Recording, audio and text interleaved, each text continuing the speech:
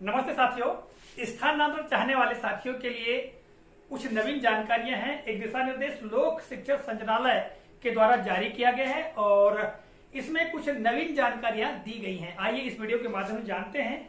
इसमें कहा गया है कि कृपया शासन के संदर्भित पत्र का अवलोकन करें, यानी जो यहाँ पर संदर्भित पत्र दिया गया है इसका अवलोकन करें और उपरोक्त वर्णित पत्र की कंडिका 2.2 के अनुसार जिला संवर्ग के अंतर जिला एक जिले से दूसरे जिले एवं संभागीय संवर्ग के अंतर संभागीय एक संभाग से दूसरे संभाग मानवीय दृष्टिकोण से अत्यावश्यक स्वैच्छिक स्थानांतरण विभागीय मंत्री जी के प्रशासकीय अनुमोदन उपरांत जारी किया जाना है। यानी ये जो अंतर जिला और अंतर संभागीय स्थानांतरण है वो विभागीय जो मंत्री जी हैं उनके अनुमोदन से जारी होंगे। तो इस संबंध में कुछ महत्वपूर्ण दिशा निर्देश दिए गए हैं। यहाँ बिंदुवार जानकारी दी गई है, एक एक बिंदुओं का हम विश्लेषण करते हैं। तो पहला बिंदु दिया गया है कि समस्त संवर्गों के स्थानांतरण आवेदन जिला शिक्षा अधिकारी कार्यालय में जमा किए जाएंगे। चाहे अंतर जिला हो, चाहे अंतर संभागीय हो या जिले के भीतर ही हो, तो सभी के जो आवेदन है वो जिला शिक्षा अधिकारी कार्यालय में ही जमा होंगे, ऐसा कहा गया है। कोई भी आवेदन सीधे संचालनालय स्तर पर स्वीकार नहीं किया जाएगा, स्पष्ट कर दिया गया है। ठीक है। दूसरा है आवेदक द्वारा स्थानांतरण आवेदन में अपना नाम, इस बात को ध्यान रखना आवश्यक है। यानी जो स्थानांतरण चाह रहे हैं साथी लोग वे अपना नाम, अपनी यूनिक आईडी, पदनाम, पदस्थ संस्था का नाम और उसका डाइस कोड, स्थानांतरण का कारण, क्या कारण से किस कारण से स्थानांतरण चाहते हैं तथा वांछित संस्था का नाम एवं उसका डाइस कोड जहां जाना चाहते हैं उसका स्पष्ट उल्लेख करना होगा। तीसरा बिंदु है जिला शिक्षा अधिकारी द्वारा समस्त आवेदनों का परीक्षण कर संलग्न प्रारूप पर समस्त आवेदनों का प्रस्ताव संचालनालय को प्रेषित किया जाए। प्रपत्र में सभी कॉलम की पूर्ति अनिवार्य रूप से की जाएगी।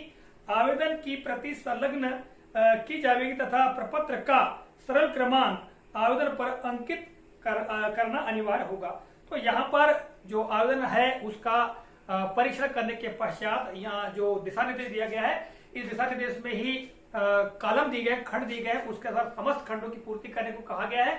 और जो आवेदन प्राप्त होंगे शिक्षकों के, कर्मचारियों के, तो उन आवेदनों की प्रति भी संलग्न करना है और सूची दर्शाई गई है, उस सूची का क्रमांक जो है आवेदन में दर्शाना होगा, ऐसा कहा गया है। जो अगला बिंदु है कि जिला स्तर पर आवेदनों का परीक्षण करते समय इस बात का ध्यान रखा जाएगा कि वांछित शाला में रिक्ति होने की दशा में ही प्रस्ताव संचालनालय को प्रेषित किया जाए।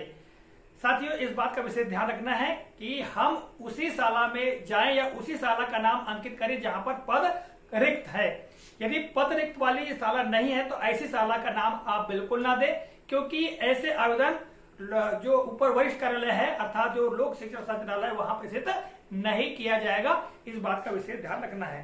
पांचवा बिंदु है कि जिला शिक्षा अधिकारी द्वारा इस तथ्य का भी परीक्षण कर लिया जाए कि स्थानांतरण होने पर कोई भी शाला शिक्षक विहीन ना हो। यानी इसमें इस बात का भी उल्लेख किया गया है कि स्थानांतरण यदि एक शिक्षक की शाला है तो वहां से नहीं होगा। ठीक है, क्योंकि शिक्षक विहीन शाला नहीं रखना है, ऐसा इसमें स्पष्ट किया गया है। यदि शिक्षक के स्थानांतरण से शाला शिक्षक विहीन होने की संभावना है तो प्रस्ताव में शामिल न किया जाए, ऐसे प्रस्ताव को शामिल न करने की बात कही गई है। अगला बिंदु है सीएम राइट उत्कृष्ट मॉडल स्कूलों में पदस्थ शिक्षकों को उसी श्रेणी की शालाओं में स्थानांतरण का प्रस्ताव प्रेषित किया जाए, अन्य शालाओं में नहीं।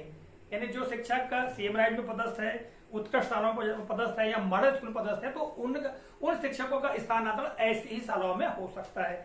अगला बिंदु है नवीन भर्ती द्वारा नियुक्त शिक्षकों को अंतर जिला स्थानांतरण रिक्त पद की उपलब्धता के आधार पर किए जा सकेंगे। यदि पद रिक्त है तो जो नवीन अभी भर्ती हुई है, ठीक है, नवीन भर्ती नियुक्त जो शिक्षक है उनका अंतर जिला का स्थानांतरण इसी आधार पर होगा यदि पद रिक्त है तो।